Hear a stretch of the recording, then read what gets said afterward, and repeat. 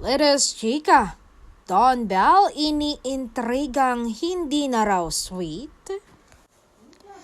Nasa Sydney, Austria, sina Donnie Pangilinan at Bel Mariano kasama sina Robbie Domingo at Darren Espanto. Silang apat ang naunang artist na dumating sa nasabing bansa para sa ASAP XP Australia.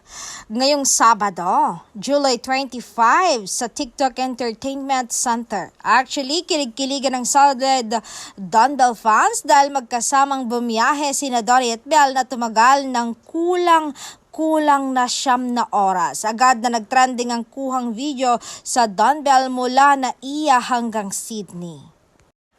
Pero mas napansin ng mga memang netizen na tila hindi na raw ganun ka-sweet ang dalawa. Hindi raw tulad noong last trip nila na halos lang gamin sa pagiging sweet ng dalawa. Talak, tuloy ang mga atribidang cyber citizen. Mukhang pang fan service lang talaga ang haruta na magka-love team at dahil tapos na raw ang promo ng pelikula nila ay dead man na rin daw sa pagpapakilig ang dalawa. Nakakaloka.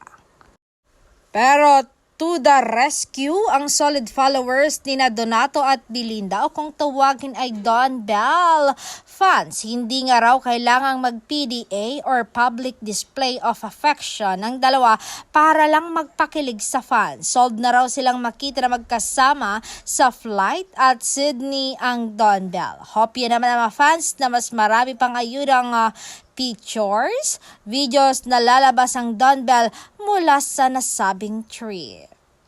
Pero ayon pa sa aking nasagap na balita, tila tumatakas raw ang magkasintahan para makapag-baby time.